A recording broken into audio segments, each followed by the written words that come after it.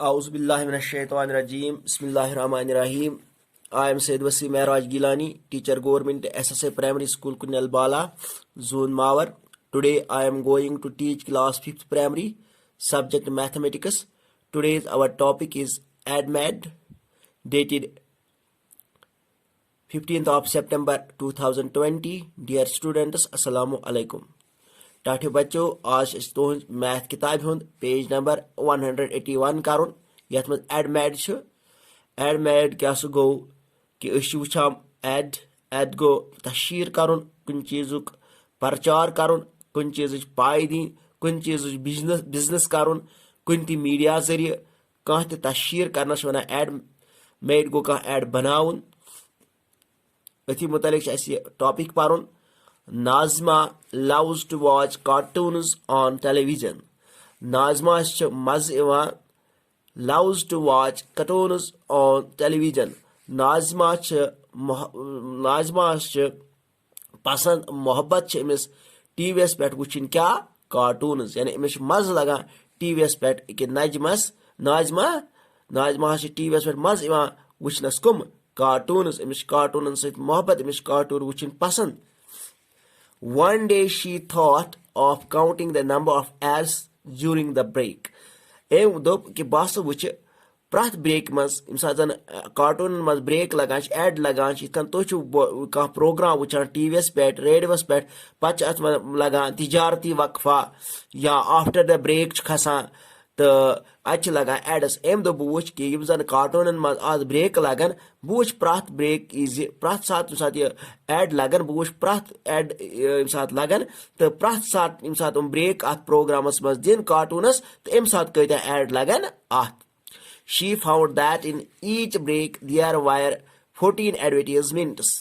तो यम साथ वुच कि ब्रेक लगा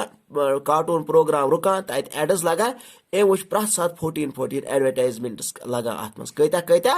14 एडवर्टाइजमेंट्स लगा अकिस ब्रेक मज. In 10 of those ads there were children as actors. तो 14 एडो मज 10 एड मज बच कम करान उमन एडन मज करान बच कम कदो टीवीएस पे मुख्तलिफ एड वुचान अड़न मज बुढ़ आसा कम करान अड़न मज जवान आसा कम करान अड़न मज डॉक्टर अड़न मज बाकी तो इथे कन अम जन एड अत कार्टूनस मज लग 14 एडो मज 10 एडन मज कम बच. पत one why do you think that children are used in so many ads? तुह क्या सोचान why do you think that children are used in so many ads? बच क्या एडन मज ज्यादा इस्तेमाल करने बच एडन मज ज्यादा इस्तेमाल करने क्या जन कार्टून आसान कार्टून वुचान ज्यादा बचे प्रथ कुन सात वुचान कि युस प्रोग्राम युस पसंद कर बुढ़न जवानन एल्डरन तो प्रथ सात तुम एड लागान उमन पता आसान कि यह प्रोग्राम कुछ वुचान तो तमी हिसाब एड तथ मज लागान. लेखोस ये children are used in so many ads as the cartoons are mostly watched by children. Children are used in so many ads as the cartoons are mostly watched by children. दपा अत मज कार्टूनन मज ज्यादा add लागान इन मज बचे आसन Aiden मज क्या cartoon programme ज्यादा कम वुचान बचे. पाच one back question use telemarks to count the number of ads during a short break in a program. Yus ye short break programs maz ads 14 leg em khatir banayo sa toy telemarks yus asa at maz 14 ads leg short breaks maz em khatir banayo to telemarks. Is lekho in each break total number of ads prath break maz kaita ads leg 14 ads 14 telemarks bra is kan 5 to 5 gay 10 to 1 गए 11 12 13 14 प्रथ अकिस AIDS खतर थो अख line 14 एडन खतर गए यम 5 तो 5 गए यम 10 5 तो 5 गए 10 बे गए 4 लाइन्स ये गए 14 यह गो प्रथ इजन एड ब्रेक लज अत कार्टूनस मज अत लग 14 एडस प्रथ ब्रेक मज 14 एडन खतर गए टेलीमार्कस इतन. Were there ads during the news program? News program मज एड्स आसान न्यूज प्रोग्राम मज एड्स आसान तुह वुचान रेडियोस मज शहर भी लगान तुम वुचान मौजूद की तफसील से पहले चंद तिजारती पैगामात वन मौजू स्टार्ट करना तो पैगामात इथे कन न्यूजन मज अम लूकन पता लगान अम लूकन इन्फॉर्मेशन दिन yes there were ads during the news program तो न्यूज प्रोग्रामस मज एड्स लगान अमो लूकन पैगाम दिवान इत आज कोरोना वायरस आज रेडियो ते टेलीविजन ते प्रथ कह जरिए लूकन अवेयर करा कि कोविड वायरस सत हेको बचित अम अत मुतलिक एड्स ते लागान इस लूकन हंद खतर फायदेमंद आसान छु अम पे ट्राई योर सेल्फ तुह ट्राई कर next time when you watch your favourite TV program अगर कह तुह मन पसंद टीवी प्रोग्राम तुह वुचो यह count the number of advertisements during each break पत वुचो तुह अत मज प्रथ ब्रेक मज कत्या एड्स लगन तुह थो पेन कॉपी तथी तुह लिखो यूज टेलीमार्क्स पत बनइजो टेलीमार्क्स गोडनिच ब्रेक मज कत्या एड लग दोयमि ब्रेक मज कत्या लग त्रेमि ब्रेक मज अत प्रोग्रामस मज कस फिर लग ब्रेक प्रथ ब्रेक मज कत्या एड लग अम खतर बनइयो तुह telemarks put a dot below the telemarks when you find children in any advertisement yat advertisement maz tu bach wuchu tat trayo tal tu dot tat trayo tu tal dot अरे यीता तुम प्रथ break मज add वुचो कि कथान Aiden मज boys तो कथान Aiden मज बच्चे तथ throw तुम dot compare with your friends do you get different answers पत करो तुम इथे कन पन्न दोस्तन से वुचो तिहद आंसर अल तुम सेम आंसर कि डिफरेंट यानी कार्टूनस अत लागन आइसक्रीम हंद एड अत लागन यमिक एड अत लागन चिप्सन हंद एड अत लागन बाकिन चीजन हंद एड यमन बच्चे पसंद आसान करान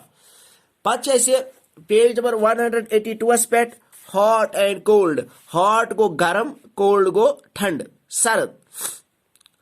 have you seen the weather report on TV और इन न्यूज पेपर तुह वुचमुत टीवीएस पे या अखबारस पे लिखित टेम्परेचर दोहुक टेम्परेचर मुख्तलिफ कंट्रियन हुंद मुख्तलिफ स्टेटन हुंद लिखित तुह अखबारस या टीवीएस मज वुचमुत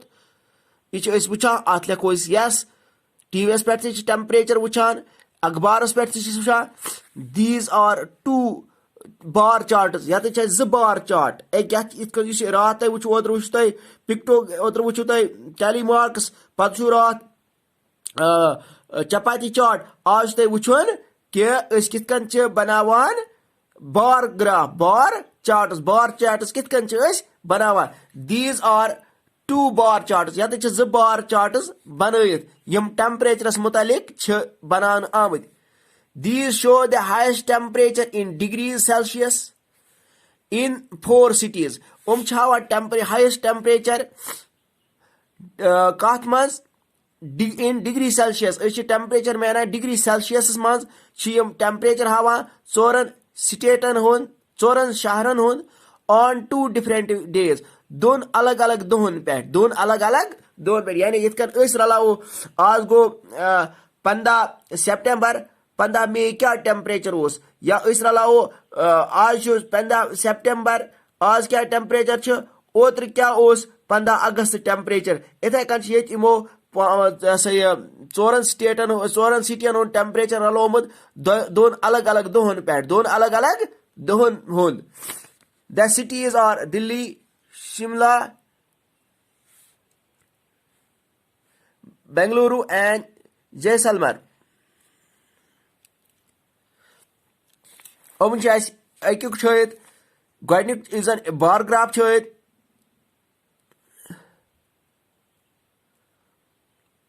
गोडनिकस बार ग्राफस मज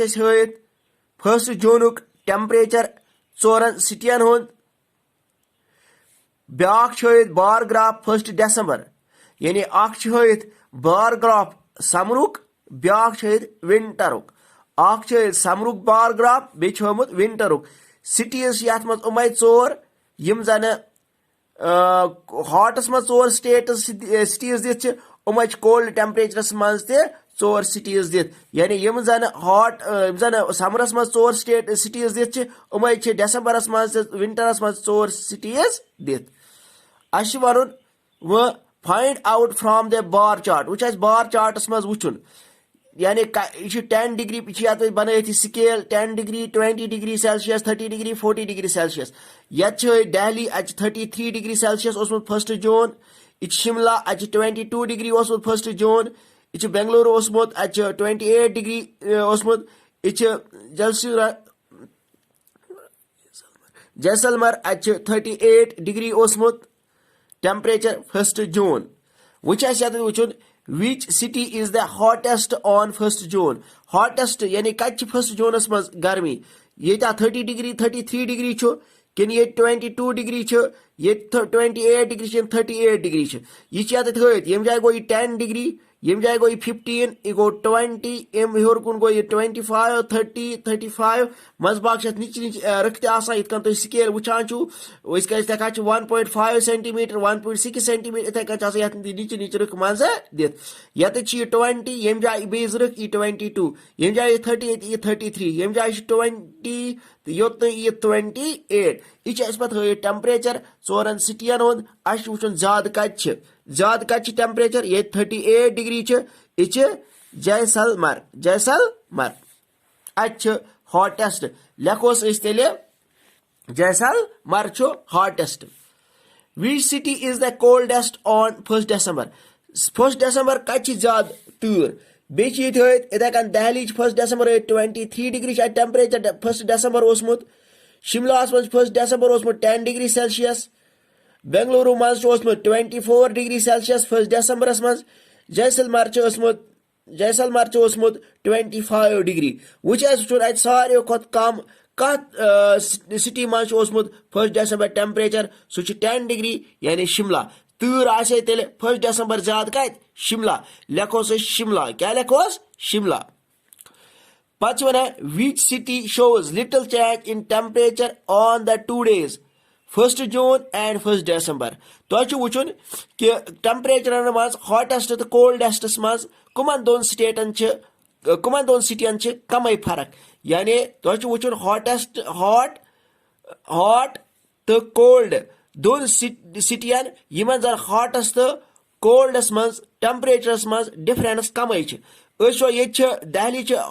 1 June 33 ये 23 1 December 10 डिग्री फर्क ना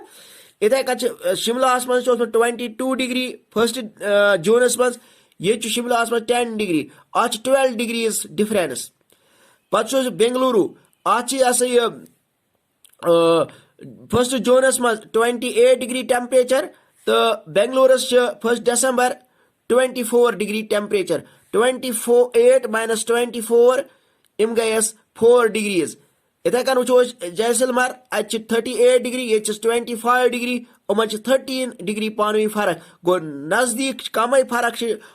कोल्डेस्ट हॉट टेम्परेचरस मज यानी 1 June तो 1 December किस टेम्परेचरस मज दोन सिटियन कम फर्क डिफरेंस कम सह गोस बेंगलुरु 1 June 28 डिग्री तो 1 December 24 डिग्री 4 डिग्री फर्क इस लेखोस Bengaluru shows little change in temperature Bengaluru थोड़ा चेंज टेम्परेचरस मज बाकियन ज्यादा चेंज गर्मस तो सर्दी मज तो इस लेखोस highest temperature 1 June Bengaluru 28 degree lowest temperature 1 December 24 degree यमन डिफरेंस कचा 4 डिग्री गो अत टेम्परेचर मज तीज पानी डिफरेंस 1 June 1 December कह ओतन गो आज इंशाल्लाह अम ब्रोह कुन गो बाकियन लेक्चरन मज तोतन दी इजाजत अल्लाह हाफिज।